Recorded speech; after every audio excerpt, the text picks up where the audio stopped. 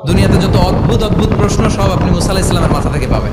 বিভিন্ন বিষয়ে আল্লাহর প্রশ্ন করতেন। সেদিন মুসা আলাইহিস সালাম আল্লাহরে বললেন, আল্লাহ আপনি আমার এমন একটা জিকির শিখাইয়া দেন যে জিকিরটার শব্দ আপনি আর আমি ছাড়া কেউ জানবে না।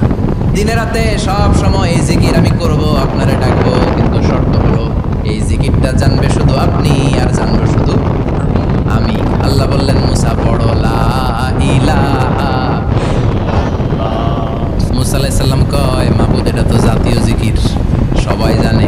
আমি তো চাইছি এক্সেলেন্ট একটা জিকির, কারো কাছে নাই, শুধু আমি জানবো আর আমি পড়বো। আল্লাহ বললেন, মুসা এই লা ইলাহাকে যদি এক পাল্লায় রেখে দাও, তাম বিশ্ব, সাত আকাশ, সাত জমিনটারে তুলে যদি তুমি আরেক পাল্লায় রেখে দাও, লা রাজাহাত কাফাতু লা ইলাহা ইল্লাল্লাহ, মুহূর্তের মধ্যে লা ইলাহার পাল্লা ভারী হয়ে যাবে।